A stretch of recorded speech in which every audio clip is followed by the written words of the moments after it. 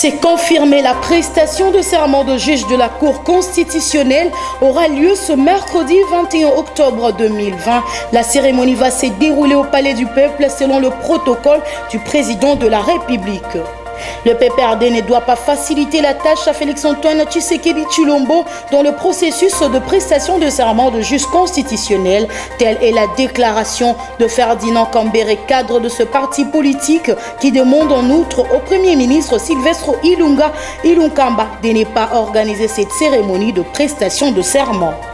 École morte, journée décrétée ce lundi 19 octobre 2020 à Kinshasa. À cette occasion, un sit-in a été organisé le même lundi devant le cabinet du ministre de l'EPST par les enseignants et syndicats des enseignants catholiques pour exiger le strict respect du protocole d'accord des Bibois et autres.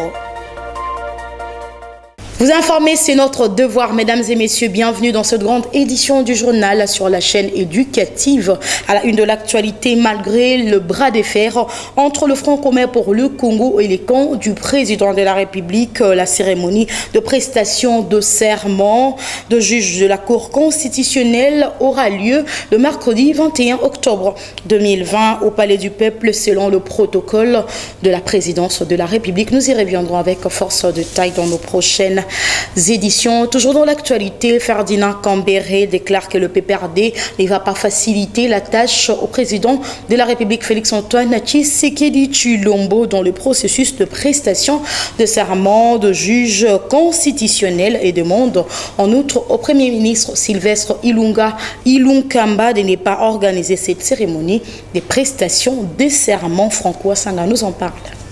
Le secrétaire permanent adjoint du PPRD a déclaré que le parti chez Joseph Kabila encourage le Premier ministre Sylvestre Ilunga à s'abstenir d'organiser la cérémonie de prestation de serment des juges constitutionnels comme demandé par le chef de l'État en vertu de l'article 28 de la Constitution qui dit que nul n'est contraint à exécuter un ordre illégal. Ferdinand Kambere a révélé que c'est avec étonnement et surprise qu'ils ont suivi le compte rendu du Conseil des ministres où le président de la République demande au Premier ministre d'organiser cette cérémonie alors qu'il devrait jouer son rôle d'arbitre et du garant du bon fonctionnement des institutions. Ce dernier reste convaincu que les nominations de ces juges sont nulles de plein droit. Il pense que c'est un recul vers une dictature inacceptable et rappelle que les membres de la Cour constitutionnelle sont présentés à la nation devant le président de la République, devant l'Assemblée nationale, devant le Sénat et devant le Conseil supérieur de la magistrature représenté par son bureau. Rappelons que Janine Mabunda et Alexis Tamumamba avaient été reçus par le chef de l'État et ont réitéré leur attachement au respect des textes. Sachez également qu'au cours d'une conférence de presse tenue ce lundi 19 octobre 2020 dans son siège situé dans la commune de la Gombe à Kinshasa, le secrétaire général de la conférence épiscopale nationale du Congo est revenu sur l'essentiel du message de la 57e assemblée plénière des évêques membres de la SANCO, intitulé plutôt « Peuple congolais, ne nous laissons pas voler notre souveraineté ». Suivez Abbé Donatien Cholet dans ce propos recueilli par Ginelle Pezo et Delphin Tundula. Malgré nos différents appels aux alliés de la coalition au pouvoir de cesser leurs querelles intestines et de se consacrer à travailler plutôt pour l'intérêt de la population, nous sommes profondément peinés de constater que les acteurs politiques accusent une indifférence révoltante pendant que le pays est au bord de la faillite. Il se trouve dans l'impasse à cause de la crise politique croissante et de ses conséquences. La paralysie de la coalition affecte et infecte tous les secteurs de la vie nationale. Au moment où les Congolais et les Congolaises croupissent dans une misère indescriptible aggravée par la COVID-19, les alliés au pouvoir consacrent leurs énergies au calcul des positionnements par rapport aux élections de 2023 en vue de conserver ou de reconquérir le pouvoir. L'obsession du pouvoir pour le pouvoir porte à confisquer la souveraineté du peuple congolais. Autrement, comment expliquer tant de manigances pour le contrôle de la CENI et l'absence de consensus autour des réformes électorales qui présagent un glissement de plus. À cela s'ajoutent les fléaux du tribalisme et les conflits communautaires, souvent fomentés et exacerbés par les mêmes acteurs politiques qui sacrifient les compétences et la méritocratie dans la gestion de la chose publique au profit des intérêts partisans. Pire encore, le pays se trouve dans une situation où la plus haute instance du pouvoir judiciaire, à savoir la Cour constitutionnelle, est mise dans l'impossibilité d'exercer sa mission. Faute de quorum, tout le système est bloqué. Deux conséquences au plan socio-économique. En vue de relancer la croissance économique, un certain nombre de mesures ont été prises, notamment la mise en application du code minier, les mécanismes de lutte contre la corruption et l'investissement pour l'autosuffisance alimentaire. Cependant, l'économie du pays connaît une forte régression avec une diminution drastique du pouvoir d'achat de la population et partant un accroissement de la pauvreté et du chômage. Dans le reste de l'actualité, Azarias Rouberois, ministre de la décentralisation, était ce lundi 19 octobre 2020 devant les élus nationaux pour les dossiers plutôt Minembwe pour ce qui est de la balkanisation. Ce dernier a déclaré qu'il ne se reconnaît pas dans ces contextes. Suivez-les dans ce propos recueilli. Alors, ma réponse est très simple. Pour ce qui est de la balkanisation, il s'agit d'une accusation sans fondement. En effet, je ne me reconnais ni de près ni de loin dans ce concept et dans tous les cas, à mon égard, il s'agit d'une pure invention. Délégation politique et militaire. Le texte de l'interpellation dit le ministre. Le sujet de l'interpellation, honorable, porte sur une matière qui relève légalement et constitutionnellement de la province. Ma mission était nationale et je l'ai exécutée en âme et conscience d'un bout à l'autre. Il n'est pas juste.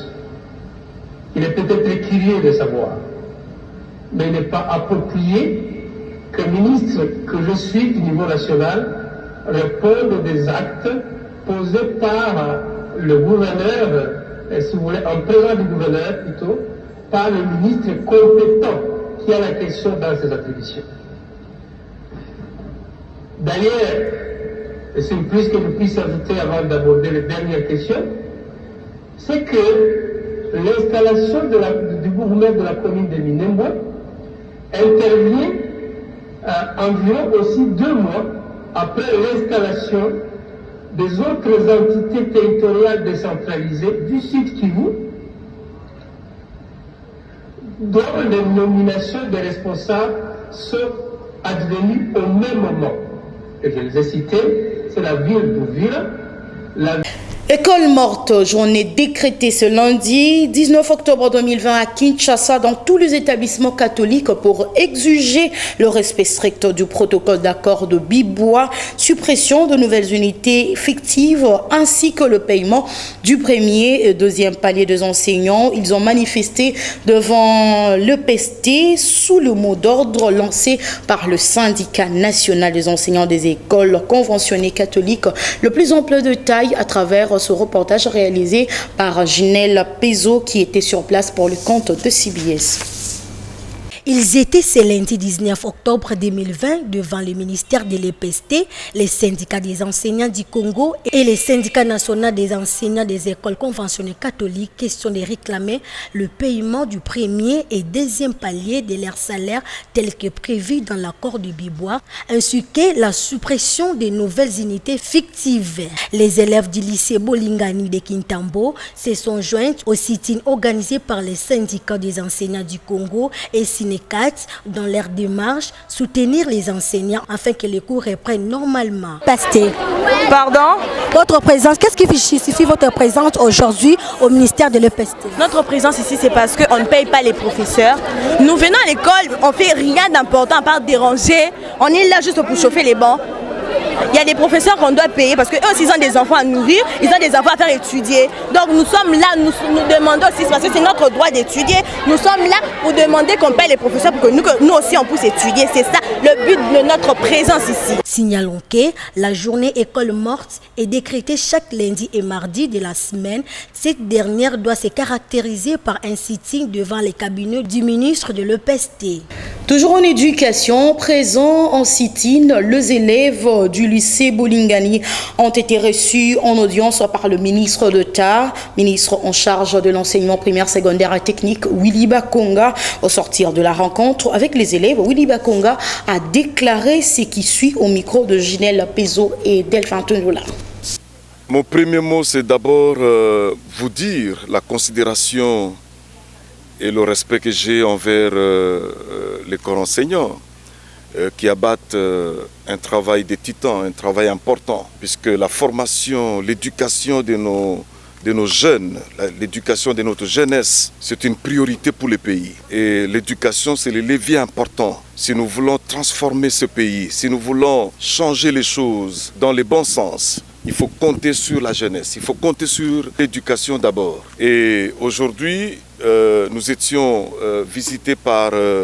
on a reçu la visite, n'est-ce pas, de nos élèves, les élèves du lycée Bolingani, qui nous ont exprimé leur mécontentement puisque depuis que les cours ont commencé, ils n'ont pas eu d'enseignement. C'est comme ça que nous sommes venus personnellement voir un peu, nous enquérir de la situation.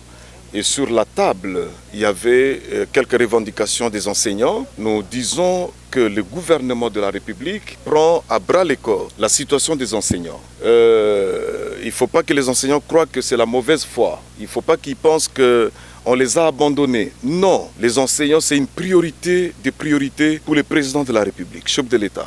Priorité des priorités pour le Premier ministre, chef du gouvernement et l'ensemble du gouvernement. Nous mettons un point d'honneur, n'est-ce pas, à la formation et l'éducation de nos enfants. Et c'est comme ça que nous avons eu quand même un entretien très important avec les enseignants que nous avons trouvés. Et cela est aussi possible pour les autres écoles dont les élèves ne sont pas encore encadrés ni enseignés.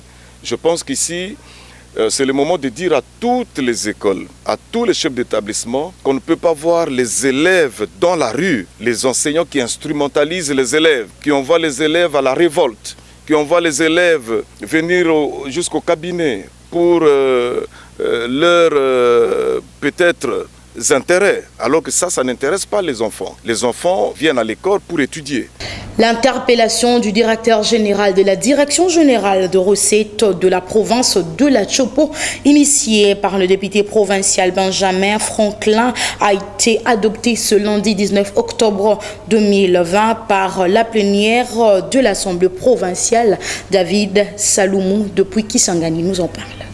Avant d'adopter en majorité absolue l'interpellation du directeur général de la Direction générale des recettes de la province de la Tchopo, DGRPT, les élus provinciaux de la Tchopo ont suivi le contenu de l'interpellation présentée du haut de la tribune par son initiateur, le député provincial Benjamin Franklin Bomele Obakemo, élu du territoire de Yaouma. C'était lors de la plénière organisée ce lundi 19 octobre dans la salle de séance plénière sous la présidence de Gilbert Bokungu, président de l'Assemblée provinciale de la Tchopo. Lors de la motivation de son moyen de contrôle contrôle parlementaire, l'initiateur a présenté plusieurs antivaleurs qui règnent au sommet de la DGRPT. Il a cité notamment l'absence de la traçabilité des recettes perçues, le clientélisme, la corruption, l'enrichissement illicite, la non-livraison des imprimés de valeurs à certains contribuables pourtant en ordre et l'écoulage des recettes.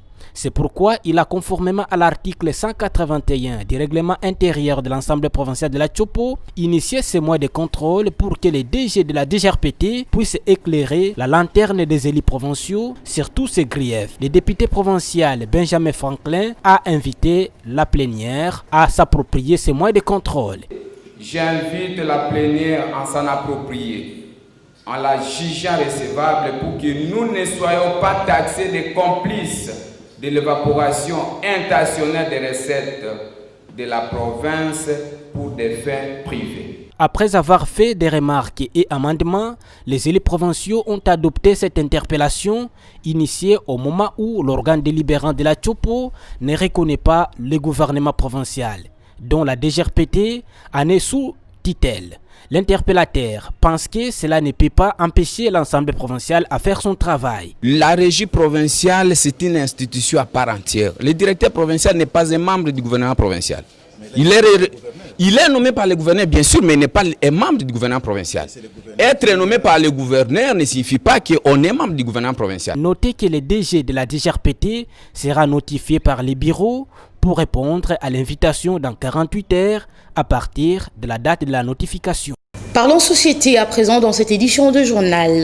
La patrouille mixte a présenté le lundi 19 octobre 2020 au commissariat de la police d'Ilingwala dit Malfra qui sème l'insécurité dans cette partie de Kinshasa. Reportage signé par Suleiman Kalunga et Delphin Tundola. Suivez. La commune de Lingwala connaît une nouvelle vague d'insécurité imputable au retour en force des Colonna, raison pour laquelle, dans le cadre du programme de lutte contre le banditisme urbain de la capitale de la République démocratique du Congo, une patrouille mixte effectuée le week-end dernier entre la police nationale congolaise ville de Kinshasa et la 14e région militaire dans ce coin de la capitale a débouché à l'arrestation et présentation ce lundi 19 octobre au commissariat de Lingwala situé sur l'avenue Kalembelembe d'une dizaine de malfrats.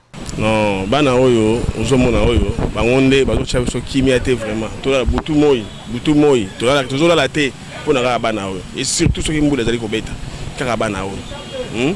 Ne major abaki turo yo totika bango takate tozoke na bango ti tokosisa bango nyonso takata lingwa kimia exact. Faut que ça kimia la pa bana oyo. L'adida chef Mwembe représentant le commissaire supérieur adjoint major Bébé Boussinga explique le rôle d'un des malfrats spécialistes au vote dans les églises. Net o mosusu wana suka kuna o mosusu wana kuna. Yende moyibi na église catholique.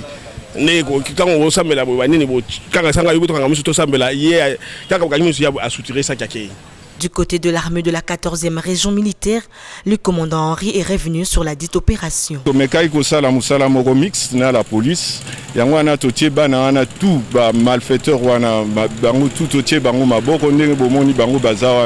donc ce sont de véritables koulouna, ils sont très très dangereux pour la population. Féliciter Major Bébé. Na élément appelé ça qui biso na biso bato 14e région militaire na musala to salime silina nute tozo ko bakaka na musala ti to aussi sabangunyo surtout na Lingwala. La population a quant à elle félicité le travail abattu par les patrouilleurs. Sengaki na gouvernement central na bakonzi na biso na la police na biso ba mema bango atana kamina atana kanyama bakata bilanga moral na bango ezonga. Peut-être embalasima soka kekuna azongi à travailler bimisi masangu madesu tolier peut-être la kozonga sur machette té. Il s'est de rappeler que cette opération entre dans le cadre de la lutte contre le phénomène Koluna à Kinshasa. Quittons le sol congolais pour d'autres cieux. Le premier tour d'élection présidentielle s'est tenu le dimanche 18 octobre 2020 à Guinée équatoriale. Matata Pugno, chef de mission de l'observation, s'exprime en ces termes. Suivez-les. Écoutez, nous venons tour à tour d'assister au vote exprimé d'abord par le président Alpha Condé, qui est le président de la République public en fonction. Là, nous nous sommes assurés et le vote se déroule très bien.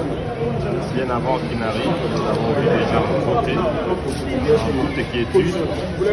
Et quand il est arrivé, nous avons vu aussi qu'il lui-même a voté en toute quiétude. Et je pense que de ce côté-là, nous pouvons assurer que les candidats en fonction à voter dans la quiétude et conformément aux règles et aux usages. Nous sommes aussi déplacés dans les quartiers. Parlons sport pour chuter dans cette édition du journal. 0 but partout, c'est le score qui a sanctionné la rencontre du dimanche 18 octobre 2020 au stade plutôt de Martyrs de la Pentecôte, opposant l'ASV Club et le tout-puissant Mazembe Canton pour la 3e journée de la 26e édition de la Lina Foot. Commentaire de Mbiye plutôt Sadi, rendu par Dodo Kalonji. L'ASV Club et le tout-puissant Mazembe se sont séparés sur la note des 0 buts partout le dimanche 18 octobre au stade de Martyrs de la Pentecôte de Kinshasa pour le compte de la 3e journée de la 26e édition de la Ligue nationale de football.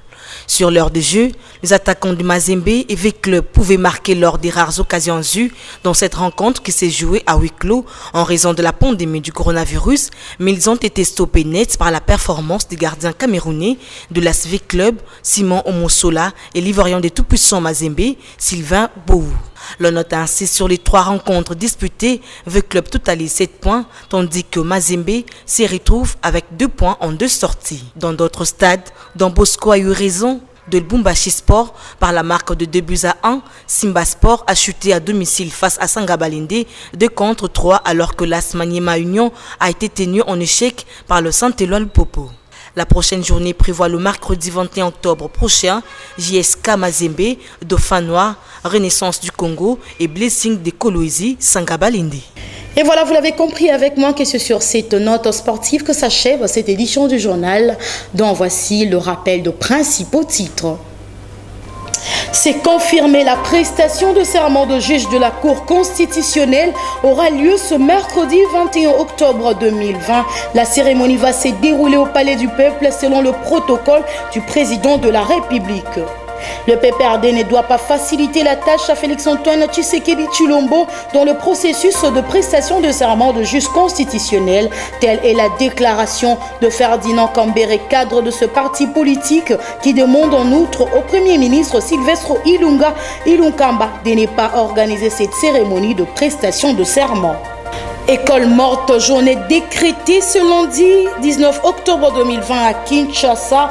À cette occasion, un sit-in a été organisé le même lundi devant le cabinet du ministre de l'EPST par les enseignants et syndicats des enseignants catholiques pour exiger le strict respect du protocole d'accord des Bibois et autres.